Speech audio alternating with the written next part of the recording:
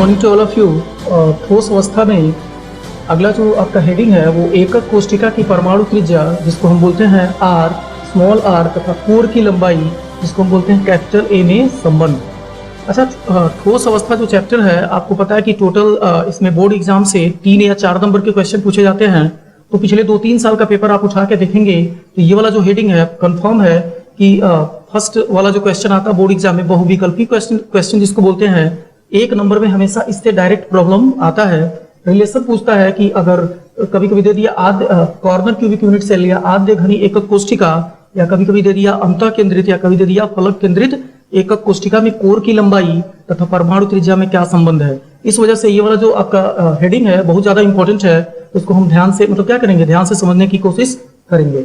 अच्छा, तो एकक कोशिका की कोर की लंबाई जिसको ए बोलते हैं तथा परमाणु त्रिज्या जिसको स्मॉल आर बोलते हैं, इसके बीच में संबंध निकालने से पहले मैं आपको एक बात बताना चाहूंगा कि इसमें एक एजम्पशन है सॉलिड स्टेट में कि जितने भी परमाणु हैं सारे परमाणु स्फेरिकल होते हैं, मतलब गोलाकार आकृति में होते हैं। तो सबसे पहला आपको जो पढ़ना है आद्य या सरल घनी एकक कोशिका जिसको कॉर्नर या सिंपल क्यूबिक यूनिट सेल बोलते हैं। तो सबसे पहले आपको पता है इसमें जो आद्य घनी एकक कोशिका होती है उसमें हमेशा जो क्यूब होता है, जो घन है, उसके कॉर्नर पे ही एटम्स क्या होते हैं, प्रेजेंट होते हैं।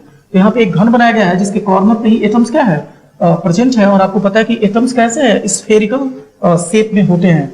यहाँ पे देखिए आपको पता है कि यदि कोई घन है तो आपको पता है कि घन की लंबाई चौड़ाई और ऊंचाई क्या होती है, बराबर होती है। तो यहाँ पे इस घन का जो एज लेंथ, अगर ये वाली लंबाई ए है तो ये वाली लंबाई भी क्या होगी, ए होगी। ये वाली लंबाई भी क्या होगी, ए। ये वाली लंबाई भी क्या होगी, ए। या ऐसे कहिए कि जो घन की भुजाएं होती हैं आपस में हमेशा क्या होंगी, बराबर होंगी। तो जो घन की भुजा है उसकी लंबाई क्या दिया हुआ आपका, ए दिया हुआ है। और जो स्फेरिकल जो गोलाकार परमाणु है उसकी त्रिज्या क्या दी हुई आपको, आर। तो आपको रिलेशन निकालना है कि ए और आर में क्या रिलेशन है। तो सबसे पहले वाले आद्य सरल घनी एकक कोशिका में आपको पता होना चाहिए कि जो अवयवी कण होते हैं, अब अवयवी कण परमाणु हो सकता है, अणु हो सकता है या आयन हो सकता है, वो घन के भुजा के अनुदिश संपर्क में होते हैं। मतलब ऐसे समझिए कि जो इस क्यूब का एक साइड है, मतलब जैसे देखिए यहाँ पे मैंने क्या होता है सेंटर बनाया एटम का, लेकिन ऐसे समझिए अगर ये एक एटम है तो दूसरा एटम कैसे होगा, ऐसे होगा। और ये जो दोनों एटम्स है वो किसी भुजा के अनुदिश आपस में क्या होंगे, संपर्क में होंगे। तो बस इस डायग्राम को मैंने यहाँ पे लिख दिया हुआ है, यहाँ पे इस वाले पोजीशन को ए बोल दिया और इस वाले पोजीशन को बी। तो यहाँ के पोजीशन ए है और ये क्या है, बी। और क्या जो ए बी लेंथ है, ए बी जो लेंथ है, ए बी जो लंबाई है, क्या वो घन की भुजा है कि नहीं है। तो इसका मतलब कि जो ए बी है वो घन की एक भुजा है और घन की भुजा की लंबाई कितनी दी हुई है, स्मॉल ए। अच्छा, तो एक परमाणु ए दूसरा परमाणु ए और दोनों एक भुजा के अनुदिश क्या करते हैं, आपस में संपर्क में है। और ऐसे समझिए कि इस वाले परमाणु की जो त्रिज्या है वो क्या है, स्मॉल आर, और इस वाले की भी त्रिज्या क्या है, स्मॉल आर। तो यहाँ से ए और बी के बीच में अगर टोटल डिस्टेंस निकालना चाहते हो तो आप लिख सकते हो A B equals to R plus R, R plus R. आपको मिलेगा A B equals to R. इसको बोल दीजिए इक्वेशन 1, इसको हम बोल सकते हैं इक्वेशन 1। और अच्छा, क्या ए बी का जो लेंथ है वो क्या इस भुजा घन की भुजा के लंबाई के बराबर है कि नहीं है। आप देखो ए जो लेंथ है उसी को हम बोलते हैं कोर की लंबाई या घन की भुजा की लंबाई। तो ए बी बराबर आपको क्या मिलेगा, ए। इसको बोल दो इक्वेशन नंबर 2। अच्छा, इसको मैं मिटा रहा हूं इधर ऊपर। अब देखो आपको समीकरण 1 मालूम है, समीकरण 2 मालूम है। इक्वेशन 1 और इक्वेशन 2 का दोनों में लेफ्ट हैंड साइड क्या है, बराबर। तो राइट हैंड साइड भी क्या हो जाएगा आपका, बराबर। आपको मिलेगा a equals to 2r, a equals to 2r। तो इसका मतलब ये हो गया कि जो आद्य या सरल घनी एकक कोशिका होती है उसमें कोर की लंबाई तथा परमाणु त्रिज्या में संबंध क्या होता है, a इक्वल टू 2r। जहां पे a क्या है, a आपका है कोर की लंबाई और स्मॉल r आप बोल सकते हो परमाणु त्रिज्या। परमाणु त्रिज्या आपको पता है कि परमाणु जो होते हैं वो स्फेरिकल होते हैं, परमाणु त्रिज्या। अच्छा, तो इसका मतलब ये है कि हम आद्य घनी एकक कोशिका में कोर की लंबाई तथा परमाणु त्रिज्या में संबंध निकाल चुके हैं, जो आया है a इक्वल्स टू 2r। अगला जो इसमें लेक्चर है वो अब हम क्या करेंगे, एकक कोशिका में अगले पार्ट पे चलेंगे। तो अगला है फलक केंद्रित एकक कोशिका, फलक केंद्रित एकक कोशिका। दूसरे प्रकार की जो एकक कोशिका है उसको हम कहते हैं फलक केंद्रित एकक कोष्ठिका,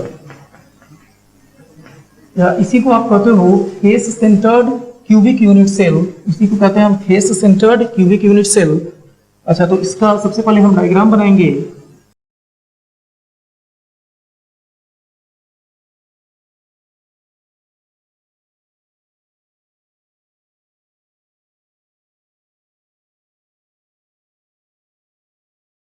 पिछले लेक्चर में हम आद्य घनी एकक कोष्ठिका के कोण की लंबाई तथा परमाणु त्रिज्या में संबंध निकाल चुके हैं। अगली प्रकार की जो एकक कोष्ठिका है उसको हम कहते हैं फलक केंद्रित एकक कोष्ठिका, या इसी को कहते हैं फेस सेंटर्ड यूनिट सेल। तो सबसे पहले इसका डायग्राम बनाना आपको, तो सबसे पहले एक घन बना लीजिए। आपको पता है कि कॉर्नर पे एक एटम होते हैं फलक केंद्रित एकक कोष्ठिका में, और प्रत्येक फलक के केंद्र में भी एक परमाणु होता है। जैसे एग्जांपल के तौर पे अगर इस वाले फेस की बात करूं तो कॉर्नर पे भी एटम है, इस कॉर्नर पे, इस कॉर्नर, हर एक कॉर्नर पे एटम है, और इसके बिल्कुल फेस के सेंटर में भी एक एटम है।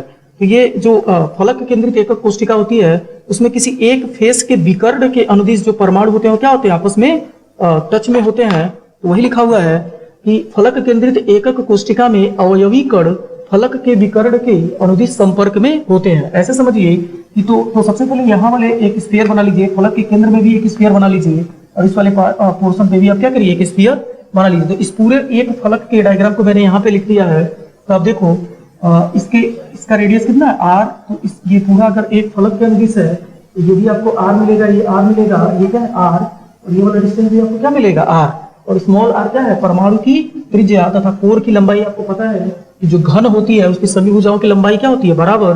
तो ये भी लेंथ a है और ये भी लेंथ क्या है, a।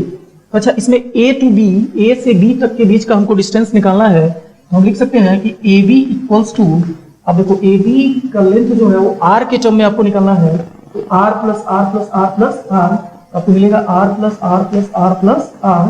तो आपको मिलेगा ab इक्वल्स टू 4r। इसको बोल दीजिए इक्वेशन 1। अच्छा, उसके बाद अगर AB, अच्छा आपको पता है कि यहाँ पे ये वाला लेंथ कितना है, A, और AB क्या है, A, क्योंकि ये दोनों घन की क्या है, भुजाएं हैं, और ये एंगल कितना है, 90 डिग्री। और AB लेंथ में आप क्या कर सकते हो, इसमें पाइथागोरस प्रमेय की सहायता से भी आप क्या कर सकते हो, AB का लेंथ निकाल सकते हो।